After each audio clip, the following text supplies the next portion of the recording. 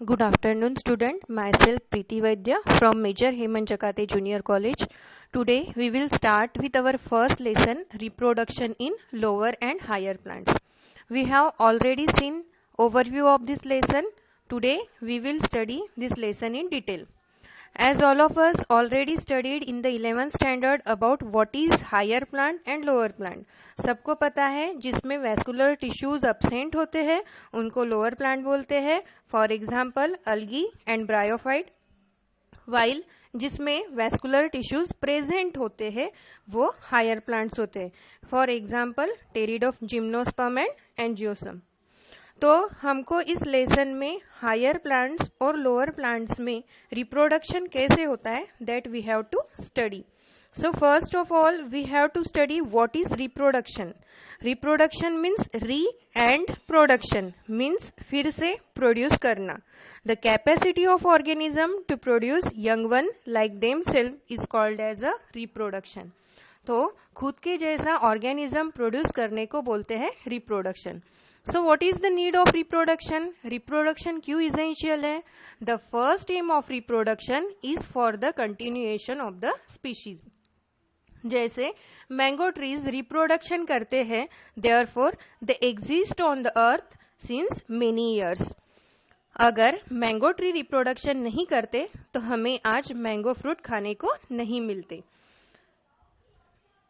Mango और mango tree की species extinct हो जाती अर्थ के ऊपर से. सेकेंड एम है रिप्रोडक्शन का for the continuation of life on the earth. Each organism has their own particular method of reproduction, but the main method of reproductions are asexual reproduction and sexual reproduction.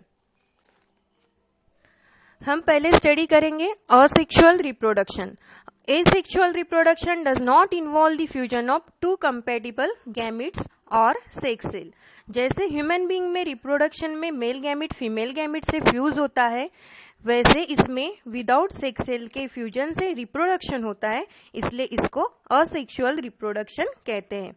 So what is asexual reproduction? Reproduction without fusion of compatible gametes or sex cell is called as the asexual reproduction. Asexual reproduction will produces genetically identical progeny. Genetically identical means parent और offspring का genetical makeup same रहता है. Such a morphologically and genetically identical individuals are called as the clones. Morphologically identical means which are similar in external appearance, जो बाहर से दिखने में same होते हैं, and genetically identical means whose genes composition are same, जिनका gene composition same होता है. Such morphologically and genetically similar individuals को क्लोन कहते हैं.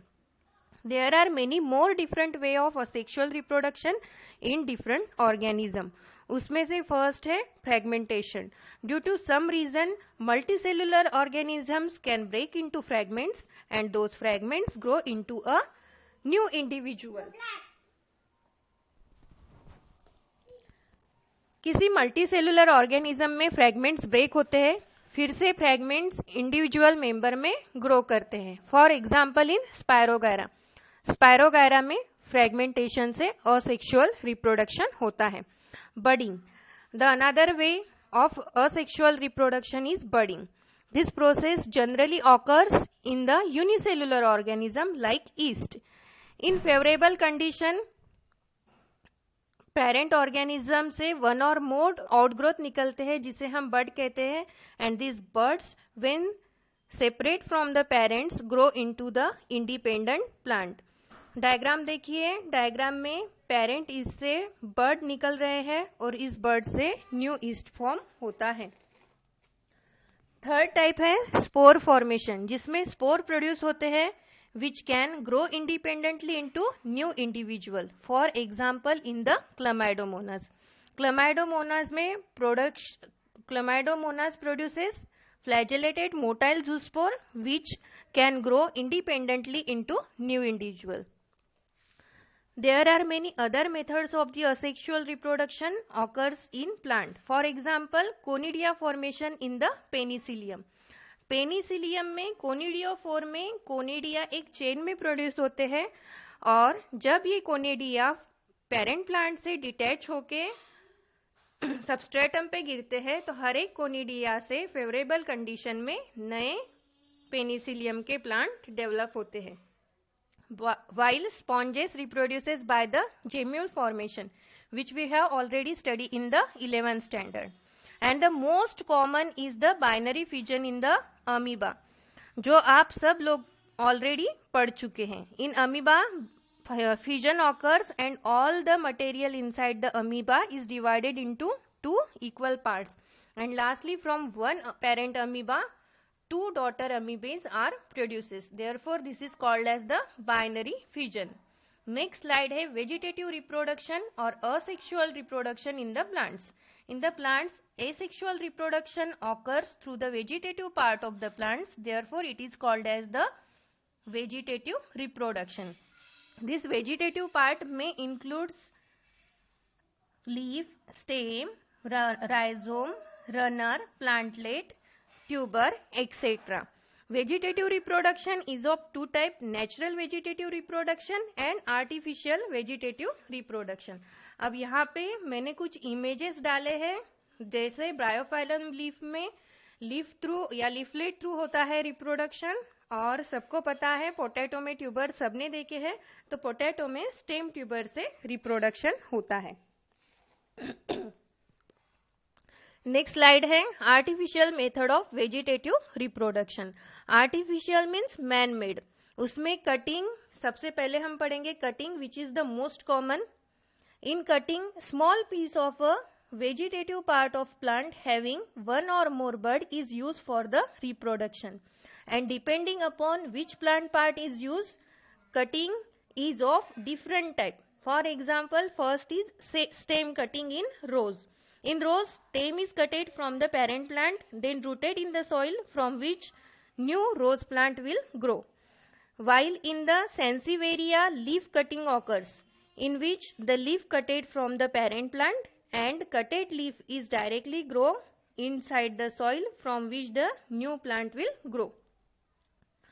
And last is the root cutting, like in blackberry.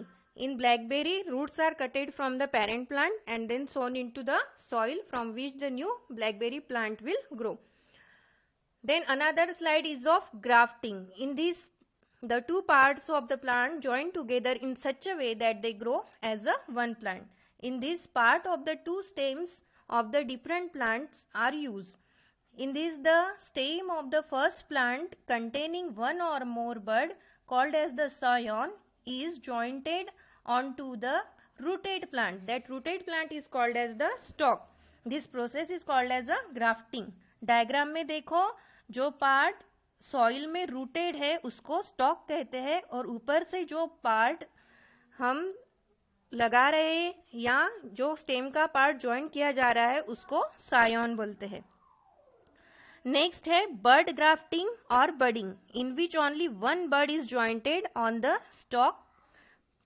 इसमें क्या होता है, जो प्लांट रूटेड रहता है जिसको हम स्टॉक बोलते हैं, उसके ऊपर किसी एक प्लांट का बर्ड पेस्ट किया जाता है. फॉर एग्जाम्पल, अगर पिंक कलर के रोज का प्लांट रूटेड है तो उसके ऊपर येलो कलर के रोज के प्लांट का बर्ड अगर पेस्ट करते हैं तो आफ्टर जो ग्राफ्टिंग प्लांट प्रोड्यूस होता है उस पे दोनों कलर के रोजेस दिखते हैं, दोनों कलर के रोज के फ्लावर दिखते हैं.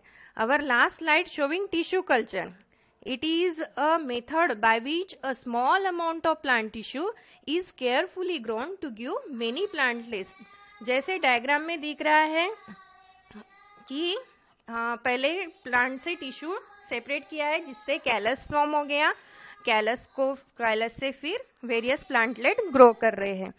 देन सेकेंड मेथड है micro propagation. Micro propagation is the practice of rapidly multiplying stock plant material to produce many progeny plant using modern plant tissue culture method.